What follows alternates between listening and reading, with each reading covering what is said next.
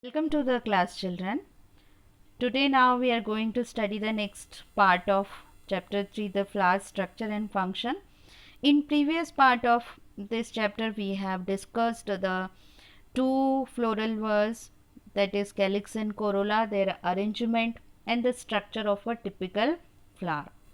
Now today we will see the androecium, which is the male reproductive part, and gynoecium, which is the female reproductive part, and their structure, arrangement in the flower, and the variations we will see. So we'll start with the male reproductive part in a flower, which is known as the androecium. This is third whorl. Andros means male here. So this is the male reproductive part. Andros meaning male. It forms the third whorl on the inside of the corolla. Androecium consists of stamens. These are the male reproductive organs. Each stamen is made up of a cylindrical, flexible stalk known as the filament. So this stalk known as the filament, which supports the anther. This is the anther which supports the anther at its end. An anther is attached to the filament with the help of the structure which is known as the connective. Understood, children? This is filament, and filament is attached with the anther with the help of a structure known as the connective. Now we will come to the structure of the anther. Each anther is two-lobed. You can see here one and two lobes. So it is two-lobed. Each lobe has two pollen sacs. Here you can see two pollen sacs are present. 1 and 2 here, 1 and 2. So total 4 pollen sacs are there. So each anther is made up of 4 pollen sacs in which pollen grains are formed. So here these pollen sac is present, which is the pollen chamber where the pollen grains are produced. What are the pollen grains?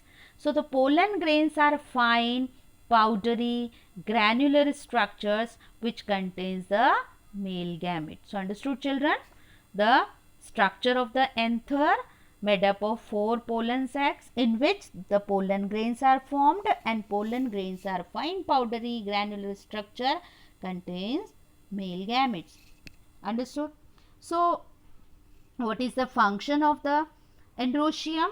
Here the anther produces pollen grains which contains male reproductive cells that we call as the male gametes, and here the filament is there which bears and supports the anther in most suitable position for the transfer of pollen to take place. So children, here some of that flowers that we call them as the incomplete flower also. So incomplete flower in which one or more whorl is missing, as I discussed in the previous lecture also. So yes, some of the flowers they bear only stamens. In that case they are known as the male flowers or staminate flowers. They are actually incomplete flower in which only the stamens are present, not the female part there. So these flowers are known as the staminate flowers or male flowers. Now further we will see the variations in the androecium. Variation how? Like number of stamens. So number of stamens may differ greatly in the flowers of plants from different families. For example, some grasses have only one stamen, and Mexican blood trumpet has the 4 stamens, and like roses they have several dozen. So number of stamens they vary in the different flowers in different families. Now next we will see the variation in the positions of stamens within a flower. Where are they located and whether they are fused or free. So the stamens may originate near the base of the pistil, as I showed you in the floral diagram. At the base of the pistil, that is the female reproductive part. So they may be fused at the base with the petals or appear to originate out of the petals. For example, in petunia, When we see in the petunia, so there these filaments, they are fused with the petals. So the condition when the filaments are fused with the petals, this is known as the epipetalous condition. So this is the position of stamens. Now the third variation we will see whether the stamens are fused or free. Understood, children? Variation means differences in the androecium. Number of stamens, yes, they are varying. Position of the stamens, that is also varying. They may be fused with the petals or free. Now stamens, they may be fused or free with each other. So there are the different conditions on that basis, that is monadelphous, diadelphous, polyadelphous and syngenesious. 4 conditions we are going to study. So first we will see here the monoadelphous condition. In the monoadelphous condition, what happens? The filaments may be fused and anthers are free. You can see here the anthers are free but the filaments are fused at the base. This is known as the monoadelphous condition. This is found in the China rose also. If you remember, in the China rose we have seen the long staminal tube is formed by the fusion of stamens. So this is the monoadelphous condition found in the hibiscus or China rose. Then the second we will come to the diadelphous. Diadelphous means the filaments are united into 2 bundles. Here you can see this is the one bundle where the filaments, and this is the second bundle. So this is known as the diadelphous condition. The filaments are united into 2 bundles and anthers, they remain free. This is the diadelphous condition. This is found in peas, gram and beans. Then the third we will study here the polyadelphous condition. Polyadelphous, where the stamens may be free and the filaments are united. This is the polyadelphous condition. Okay, stamens may be free and the filaments are united, but there are many groups formed here. So this is the polyadelphous condition and this is found in the bombyx. Now we will see the syngenesious condition. Syngenesious, here we will see the filaments are free but the anthers are united. Here we have seen everywhere the anthers are free. Okay, but the fusion of the filaments we have seen. Here the filaments fused and they form the single one group. Here the filaments they fuse forms many groups. Here the filaments they fuse and forms 2 groups. But here we will see the filaments are free but the anthers are fused. So this condition is known as the syngenesious condition. And after this the variations in the androecium, it is over. In the number we have seen the variation, in the position of the stamens within a flower and the fusion of stamens, whether they are fused or free. So here are some colored pictures also. When you see, this is the syngenesious condition where the anthers are united and the stamens are free. This you will see the polyadelphous condition. Here you will see the anthers are here they are free and the filaments are united. You can see in the center you will see this is the gynoecium. So there should be no confusion with this. Okay, so these are the fused filaments in the various groups. Polyadelphous condition. Here you will see diadelphous condition because this is the one group where the filaments are fused and here it is the another there single. So this is diadelphous condition. 2 bundles are formed. Here many bundles are there. And the monoadelphous condition, you can see here also the anthers are free and their filaments they fuse and form a single tube like structure here, a single bundle. Then it is monoadelphous. Many bundles, that is why polyadelphous. Understood, children? And 2 bundles, that is why it is diadelphous, because mono means one, di means 2, poly means many. So in that manner they are fused in 1 bundle, 2 bundles and many bundles. And here the anthers are fused while the filaments are free. This is syngenesious condition. So understood, variations in the androecium. Now we will see the next part, gynoecium, which is the fourth and the innermost wall of a flower. And the gynoecium consists of the ovule bearing basic units that is called as pistil or carpel. As I explained you that androecium is made up of many stamens. In the same way, gynoecium is also made up of either of one pistil or many pistils or carpels. So collectively the carpels, they form the gynoecium. So the one unit is known as the carpel. There may be many carpels in a flower. So this is the female part, and carpels produce the female gamete. Now we will see the structure of a carpel or a pistil. Understood, children? Carpel or a pistil. So flower have one or more that pistils or a carpels. It consists of three parts. That topmost part we will call it as a stigma, and a long filament like structure, that is a style, and the swollen base that we will call as a ovary. So let me start with the stigma. So the area where the pollen is received, because during pollination pollen grains are received here at this part, which is known as the stigma.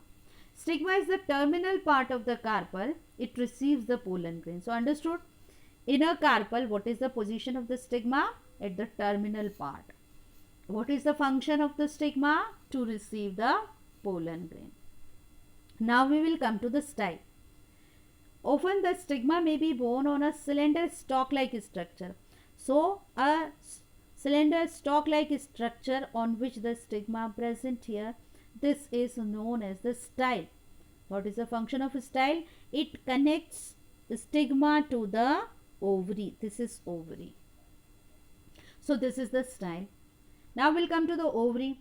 The basal portion of the carpel is termed as the ovary. It contains ovules in it. You can see the ovules.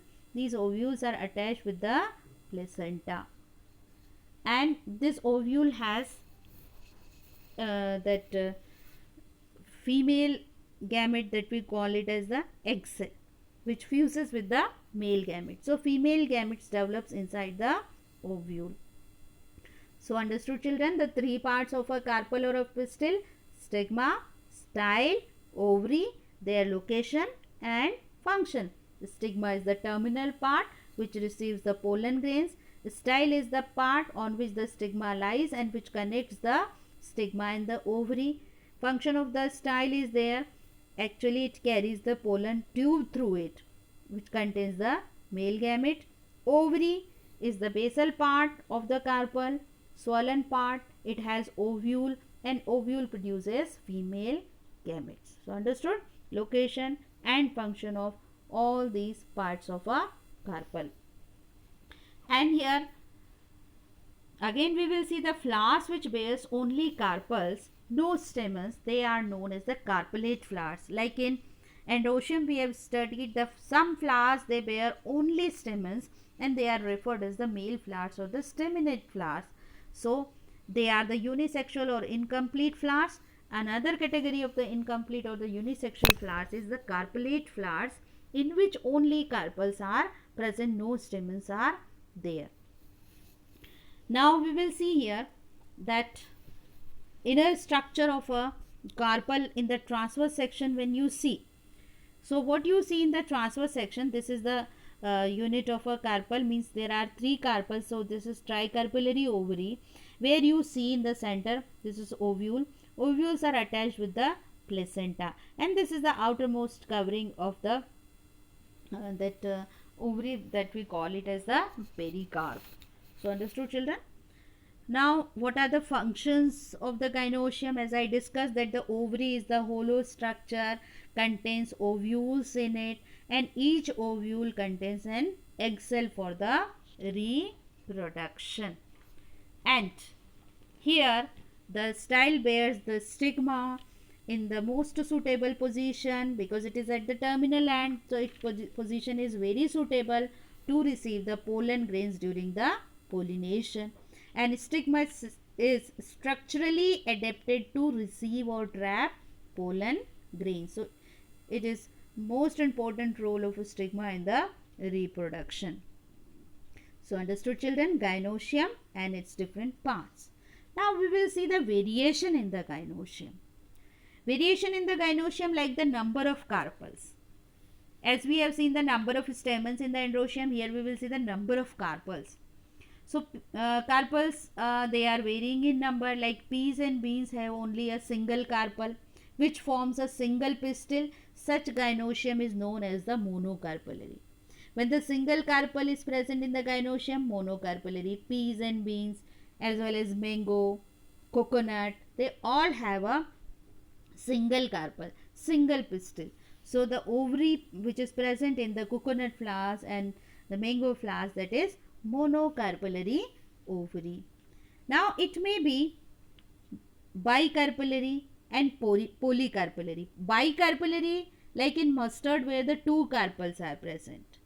It may be polycarpellary. Poly means many.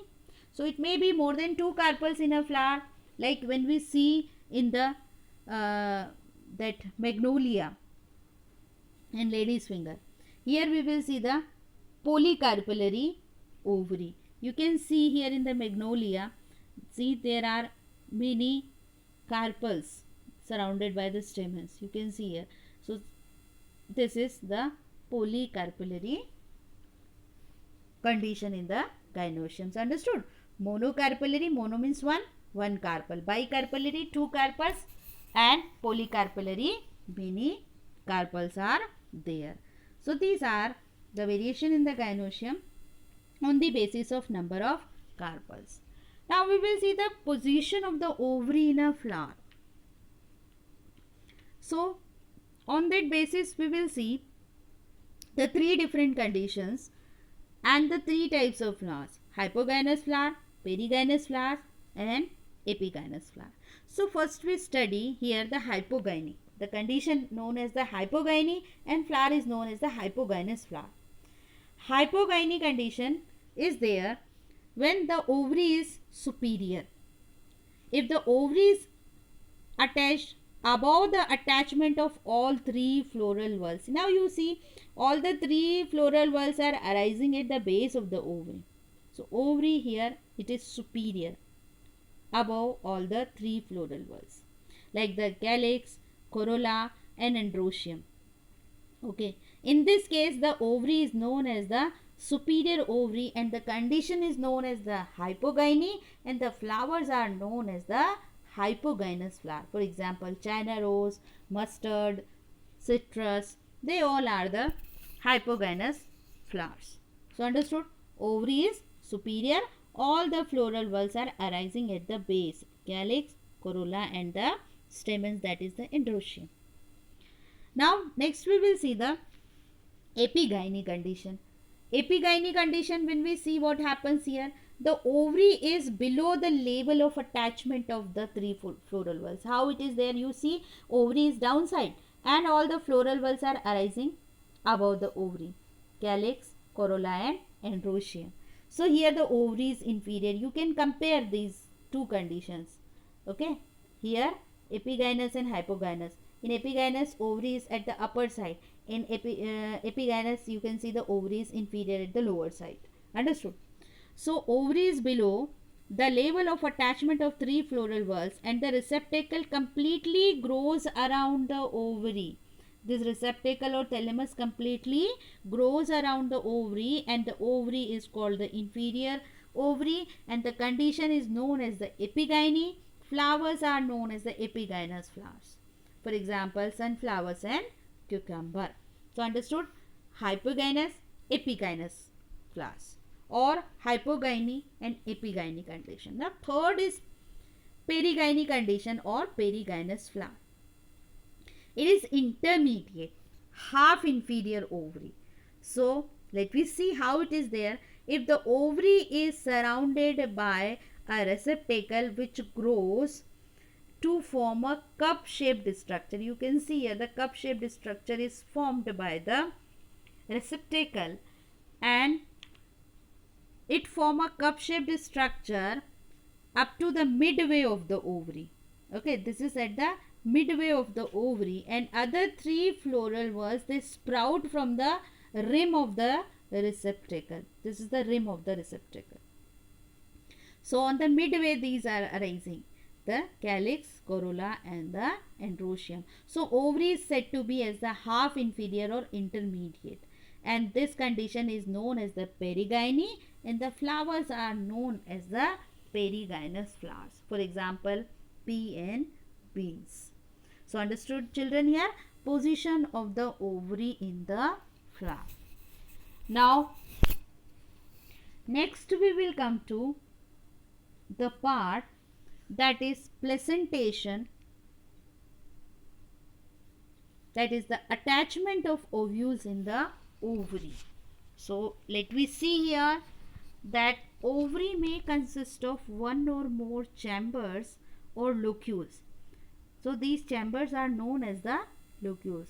In a ovary there may be one or more chambers which are known as the locules, which contains one or more and developed seeds or ovules. You can see here these are the ovules, this is the locule. The area of the ovary wall where the ovules are attached. So this is the area of the ovary wall to which these ovules are attached.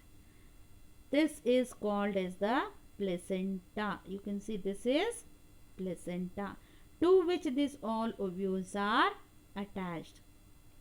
An arrangement of this placenta within the ovary, this is known as the placentation.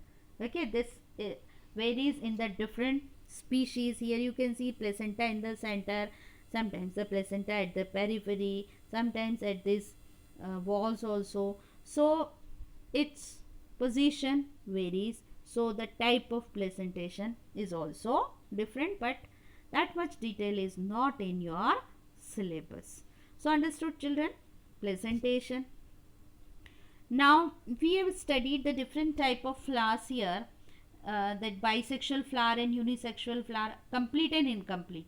Like complete flowers, I explained you already, all the 4 floral whorls are present, and these flowers are known as the bisexual flowers also because male and female reproductive parts are present in them. Now some flowers they have only the stamen, they are known as the staminate flower, and they are referred as the unisexual flowers also. Some flowers they have pistil only or carpel only, that is the female reproductive part, not the stamens are there. So this is known as the carpellate flower or the unisexual flower. Now on that basis, bisexual and unisexual flowers, 2 conditions are there on the basis of reproductive part. Now some flowers are there in which both the androecium and gynoecium are absent. So in that case they are known as the neuter flowers, and examples are there ray florets in the sunflower. Now there are categories of the plants also. What are the categories? 2 categories of the plants are there on the basis of the type of flowers. Like when both the male and female flowers are present on the same plant, then it is the monoecious condition. Okay, male and female flowers, as I explained you, staminate and carpellate. Staminate flower are the male flowers and carpellate are the female flowers. So when male and female flowers are present on the same plant, then it is the monoecious condition. For example, maize, castor. And while if male flowers and female flowers like staminate and the pistillate flowers are produced on different plants, then these species are described as the dioecious species. Matlab male flower is on the one plant and female flowers are on the another plant, then this is the dioecious condition. For example, mulberry and beetle. So these are some that simple classifications of the flowers and the plants. Now we will see the last topic of this chapter, that is inflorescence. What is inflorescence? Arrangement of the flowers on the floral stem. As I said you that the pedicel, there may be one pedicel only, and sometimes the pedicel is branched also. So when there are many flowers, then they are arranged in a particular pattern. So they form a inflorescence. So what is inflorescence? An inflorescence is a group or cluster of flowers on a branch of a plant. Inflorescence refers to the way individual flowers are arranged on the axis of the floral stem.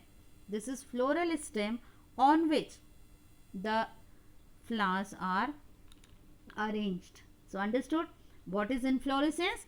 A group or cluster of flowers on a branch of the plant. So arrangement of the flowers on a floral stem is termed as the inflorescence. And here on the axis the peduncle may be branched or unbranched or a pedicel. Now inflorescence is of two types, racemose and cymose. Their detail you do not have in the syllabus, but as the picture is here I can explain you. This is very simple. What is racemose? In racemose you will see that new flowers at the top and the old flowers they are at the base. So here the axis is continuously growing in the inflorescence, while in cymose you will see old flowers at the top and the new flowers at the base. So here axis does not grow further. This tip of the inflorescence does not grow there at the upper side. It is indeterminate type of axis. So understood? This is the basic difference. You have only the names of this inflorescence, racemose and cymose. So here this part of the chapter is completed, where we have studied androecium, gynoecium, placentation and inflorescence.